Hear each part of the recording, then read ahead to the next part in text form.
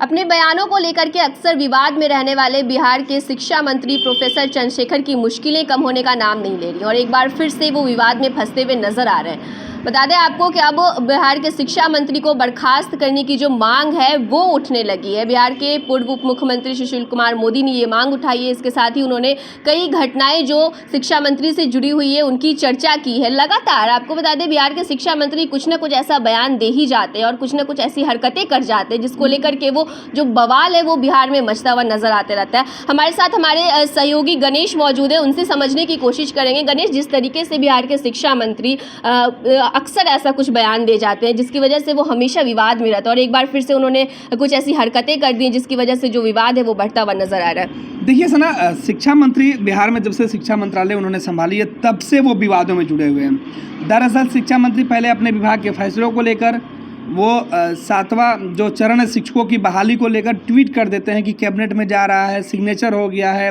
मुहर लग जाने वाली है और कई कैबिनेट की बैठक गुजर गई, लेकिन शिक्षा मंत्री की वो फाइल कैबिनेट की बैठक में नहीं पहुंची। तो विभाग के अंदर और विभाग के बाहर मतलब शिक्षा मंत्रालय जो है वो शिक्षा मंत्री का नहीं सुन रहा है। सबसे बड़ी बात तो शिक्षा मंत्री के मन में एक इस बात की खींच है, सरकार से सीधे शिक्षा मंत्री जो टकराहट है वो दिख रही थी कि शिक्षा मंत्री कहना कुछ और चाहते हैं और सरकार के अधिकारी हैं वो सुन नहीं रहे हैं। मुख्यमंत्री तक भी बात पहुंची, मुख्यमंत्री भी नाराज हुए, सदन में शिक्षा मंत्री को डांट पड़ी और इस बीच शिक्षा मंत्री ने एक और बयान दिया। एक दीक्षांत समारोह में पहुंचे थे और वहां उन्होंने रामचरितमानस को लेकर जिस तरीके से टिप्पणी की और उसके बाद बवाल मच गया। बिहार में तमाम जो नेता हैं वो शिक्षा मंत्री से किनारा करने लगे। मुख्यमंत्री नीतीश कुमार ने खुद किनारा कर लिया इनके बयानों से। पार्टी के नेताओं ने भी सोच समझकर बोलने की बात कही। सहयोगी उनके खिलाफ आ गए, सड़क पे उतर गए, मंदिरों में रामचरितमानस का पाठ होने लगा। जनता दल यूनाइटेड खुद इस पूरे मामले पर शिक्षा मंत्री से जो अलग हो गई। मुख्यमंत्री की टिप्पणी के बाद भी शिक्षा मंत्री नहीं सुधरा और अपने बातों पर कायम रहे। बार बार वो दोहराते रहे कि धर्म ग्रंथ में जो बातें लिखी गई है वो जाति व्यवस्था ही सही नहीं है, हम नहीं, अब तो आरएसएस के लोग कहते हैं, मोहन भागवत कहते हैं। तो वो अपने बातें रखते रहे, दोहराते रहे, डिफेंस करते रहे। लेकिन अब जब हाल के दिनों में शिक्षा मंत्री का जो कई ऐसा व्यवहार सामने आया सदन के अंदर, जब बजट पे चर्चा हो रही थी शिक्षा विभाग के, तब शिक्षा मंत्री हाथ में गीता, रामायण और अन्य पुस्तकें लेके पहुंच जाते हैं। बिहार विधानसभा में तो उनकी बातें सुन ली गई, लेकिन विधान परिषद जैसे पहुंचते हैं शिक्षा मंत्री तो वहां उनको डांट लग जाती है। सभापति उनको फटकार देते हैं, सहयोगी भी सवाल उठाने लगते हैं कि भाई आप शिक्षा पर बात कीजिए, बिहार सरकार की जो उपलब्धि है उसको गिनाइए। उसके बाद अब जब महावीर जयंती की बात की जा रही थी तब उन्होंने क्या किया, उन्होंने गौतम बुद्ध की तस्वीरें डाल दी और अब इसे लेकर बिहार के जो पूर्व उप मुख्यमंत्री हैं, राज्यसभा के सांसद है बीजेपी के सुशील कुमार मोदी ने लगातार इसे एजेंडा बना लिया बीजेपी की तरफ से और शिक्षा मंत्री के खिलाफ उन्होंने अभियान शुरू कर दिया और अब उनसे इस बात को लेकर कहा जा रहा है कि वो इस्तीफा दे दें। नीतीश कुमार के ऊपर भी वो दबाव देने की कोशिश करें कि लालू प्रसाद यादव के दबाव में चंद्रशेखर जैसे व्यक्ति को शिक्षा मंत्री का महत्वपूर्ण जिम्मेदारी दिया गया, लेकिन वो इसके योग्य नहीं है। इस बीच एक और बात ये सामने आई कि प्रोफेसर शिक्षा मंत्री चंद्रशेखर जो खुद को प्रोफेसर बताते हैं, उनके पास प्रोफेसर वाली जो है प्रॉपर डिग्री नहीं है। वो जिस कॉलेज में पढ़ाते हैं वहाँ से वो वेतन लेते रहते हैं, वेतन नहीं लेते रहते हैं। इसको लेकर भी खूब विवाद हुआ कि आखिर जो एक दिन भी लेक्चर देने नहीं गए, कॉलेज में अटेंडेंस नहीं लगाया, फिर उनको लेक्चर कैसे मिलता है, पैसे कैसे, वेतन कैसे मिलता रहा। इन तमाम चीज़ों को लेकर ये बातें कही जा रही थी और विपक्ष में बैठी पार्टियां ये सवाल पूछ रही थी और उनके इस्तीफे की मांग कर रही थी कि मुख्यमंत्री उनको बर्खास्त करें। ऐसे अयोग्य लोगों को क्यों रखा गया है जिनको समझ नहीं है, जो धर्म के मामले पर जो है वो लोगों को दिग्भ्रमित कर रहे हैं। और चंद्रशेखर इस पूरे मामले पर डटे हुए हैं। वो कह रहे हैं कि हम तथ्यों के साथ बात कर रहे हैं और हम पीछे नहीं हटेंगे, हम अपने बयानों के लिए कायम हैं। और अब जब राजभवन में जो मुख्य पटना हाई कोर्ट के चीफ जस्टिस हैं, मुख्य न्यायाधीश हैं, उनका जब शपथ ग्रहण समारोह था उस वक्त जब मुख्यमंत्री नीतीश कुमार वहाँ पहुँचे थे तो प्रोफेसर चंद्रशेखर ने उनका पैर छू लिया। ठीक है, मुख्यमंत्री होने के नाते तमाम लोग उनका पैर छूते हैं तो ये एक अलग बात है, लेकिन इसे भी एजेंडा में बीजेपी ने शामिल कर लिया और कहा कि जो व्यक्ति मुख्यमंत्री का पैर छू के मंत्री बना हुआ है उसे बर्खास्त कहीं ना कहीं तो अगर बीजेपी इस चीज को मुद्दा बना रही है तो कहीं ना कहीं शिक्षा मंत्री लगातार उनको मुद्दा बनाने का अवसर भी तो देते हुए नजर बिल्कुल अवसर दे रहा। अब देखिए, कल मुख्यमंत्री नीतीश कुमार के यहाँ इफ्तार पार्टी का आयोजन किया गया और मुख्यमंत्री के इफ्तार में जब उनसे सवाल पूछा गया कि भाई आप इतने विवादों में क्यों पड़े रहते हैं, तो चंद्रशेखर ने कहा कि हम अगर अयोग्य हैं तो आप हमें बर्खास्त कर दीजिए। और अपनी बर्खास्ती की बात तो वो कर रहे थे, लेकिन साथ ही साथ वो प्रधानमंत्री के ऊपर सवाल उठा रहे थे, नरेंद्र मोदी के उन बयानों को लेकर सवाल उठा रहे थे, गृह मंत्री अमित शाह के ऊपर सवाल उठा रहे थे, कह रहे थे कि ऐसा प्रधानमंत्री, ऐसा गृह मंत्री जो कुछ भी बोल दे तो सब सही है, उसकी कथनों पर कोई आपत्ति लोग नहीं करेंगे। और जब हम जैसे लोग कर रहे हैं, क्योंकि हम जिस समाज से आते हैं, जिस जाति से आते हैं, वहाँ से अगर कोई व्यक्ति बोलता है तो लोगों को अखड़ने लगता है, लोग जुबान काटने की बात करते हैं, फतवा जारी कर देते हैं। तो इस तरीके से नहीं चलेगा। चंद्रशेखर का यह कहना है कि वो जानते हैं कि बिहार के सियासत में 2024 और 2025 में जो सियासी समीकरण है, जातीय समीकरण है, उसमें किस तरीके से वो अपने लोगों को गोलबंद कर सकें, इस मुहिम में लगे हुए हैं। और इसका खमियाजा भी कई जगह पर उनको भुगतना पड़ा है, उनकी पार्टी को भी भुगतना पड़ा है। कई जो दूसरे लोग हैं वो उनके विरोध में खुले तौर पे आ गए चंद्रशेखर की वजह से। हालांकि ये उनकी पार्टी की रणनीति हो सकती है कि पार्टी ने अब तक उन पर कोई संज्ञान नहीं लिया, पार्टी के तमाम जो बड़े नेता हैं वो उनको डिफेंस करते रहे हैं, उनको बचाते रहे हैं, तो उनकी पार्टी की रणनीति हो सके। लेकिन शिक्षा मंत्री हर जो मंच होता है उस मंच पर जिस तरीके से विवादित बयान दे देते हैं या ऐसी बातें करते हैं जिसके बाद बवाल मच जाता है, तो उनकी मुसीबत बढ़ जाती है।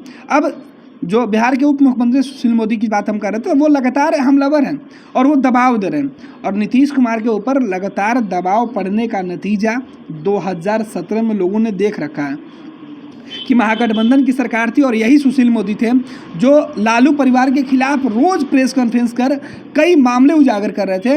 और नीतीश कुमार पर इस तरीके से मनोवैज्ञानिक उन्होंने दबाव डाला कि नीतीश को बैक करना पड़ा, सरकार से बाहर होने का फैसला लेना पड़ा। और बिहार में महागठबंधन की सरकार टूट गई और फिर से महागठबंधन की सरकार बनी हुई है। और अब उनके मंत्रियों के, उनके नेताओं को लेकर सुशील मोदी लगातार जो महागठबंधन की सरकार है उसे घेर रहे हैं और प्रोफेसर चंद्रशेखर के ऊपर सवाल उठाया जा रहा है, उनकी योग्यता पर, उनके बयानों पर, उनकी बातों को लेकर बिहार की सियासत गरमाई है और शिक्षा मंत्री हर जगह फंसते हुए दिख जाते हैं। शिक्षा मंत्री जहां भी जाते हैं, आपने भी कहा गणेश, और हमने भी देखा है कि जहां भी वो जाते हैं अपने भाषण में, अपने बयान में कुछ ना कुछ वो ऐसा बोल ही देते हैं जिसको लेकर के बवाल होते रहता है। तो सुशील कुमार मोदी ने भी यही बात उठाई। आखिर मजबूरी ऐसी क्या है नीतीश कुमार की? क्योंकि सुशील कुमार मोदी ने भी ट्वीट करके ये कहा है कि लालू प्रसाद यादव के दबाव में नीतीश कुमार उनको शिक्षा मंत्री बनाए बैठे हुए हैं। तो क्या ऐसी मजबूरी नीतीश कुमार की है? जबकि नीतीश कुमार की भी नाराजगी शिक्षा मंत्री के खिलाफ जो है वो देखने को मिली, लेकिन फिर भी नीतीश कुमार खुल के कोई एक्शन नहीं ले पाते और शिक्षा मंत्री हैं दूसरी तरफ की अपनी बातों पर अडिग रहते हैं। वो जो बोलते हैं उनको लगता है कि मैंने सही बोला। नीतीश कुमार की क्या मजबूरी हो सकती है? देखिए सना, मुख्यमंत्री नीतीश कुमार के सामने गठबंधन की मजबूरी है, सरकार चलाने की मजबूरी है। और आरजेडी के सामने मुख्यमंत्री नीतीश कुमार फिलहाल कोई ज़्यादा दबाव नहीं दे सकते हैं।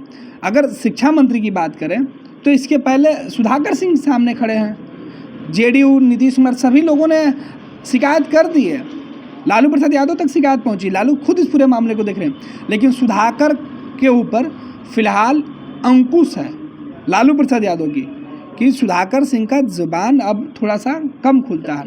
अगर सुधाकर नीतीश कुमार को लेके अटैकिंग तो है, आज भी नीतीश कुमार के खिलाफ सुधाकर बोल रहे हैं, लेकिन पहले की तरह सुधाकर नहीं बोल रहे हैं। सुधाकर को कहा गया कि संयम में रहें फिलहाल की स्थिति देखकर। जब लालू परिवार पर केंद्रीय जांच एजेंसी की जब से जो दबिश पड़ी है, उसके बाद सुधाकर के तेवर नरम पड़े हैं मुख्यमंत्री नीतीश कुमार को लेकर, तो नीतीश कुमार की आपत्ति लालू प्रसाद यादव तक नहीं पहुंचेगी और वो पहुंचेगी।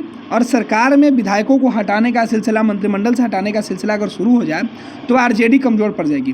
बिहार विधानसभा में सबसे बड़ी दल भी है आरजेडी, और उसमें एक विधायक या दो नेताओं पर कार्रवाई का मतलब है कि आरजेडी की संख्या बल विधानसभा में कम हो जाएगी, जो टेक्निकली होगा। तो आरजेडी कभी नहीं चाहेगा कि भाई सदन के अंदर वो दूसरे स्थान पे या तीसरे स्थान पे चले जाए। अगर उनकी पार्टी अगर सदन में कमज़ोर होती है तो बहुत हद तक वो कंफर्टेबल नहीं रहेंगे सरकार के अंदर। तो एक तो दबाव भी सरकार के ऊपर देना चाहते हैं और मुख्यमंत्री नीतीश कुमार चाहकर भी कुछ नहीं कर पाएंगे, क्योंकि ये गठबंधन की जिम्मेवारी है। और ये जो प्रोफेसर चंद्रशेखर हैं, इनके पास लॉजिक है कि हम नहीं कह रहे हैं, ये किताबों में है, धर्म ग्रंथों में है, तो ये अपना डिफेंड भी कर रहे हैं। उन्होंने कहा कि अगर हम गलत कह रहे हैं तो आप इन किताबों को उठा लीजिए, तो अपनी तथ्य रख रहे हैं। तो इन तमाम टेक्निकल शब्दों में मुख्यमंत्री नीतीश कुमार फंसे और नीतीश कुमार को भी पता है कि अगर ऐसे वक्त में जब नरेंद्र मोदी से सीधी अब टक्कर की बात हो रही है, लड़ाई की बात हो रही है, और इस बीच अगर महागठबंधन के अंदर कोई भी फैसला गलत अगर हो जाता है, कोई भी एक कदम अगर गलत, कोई भी चाल पड़ जाती है, तो 24 और 25 में इसका नुकसान नीतीश कुमार को हो रहा है, क्योंकि बीजेपी ने साफ कर दिया कि अब नीतीश कुमार के लिए फिलहाल कोई रास्ता नहीं खुला है एनडीए के अंदर, और बीजेपी अपने दम पर सरकार बनना चाहती है और बीजेपी खुद मुख्यमंत्री का चेहरा रखना चाहती है।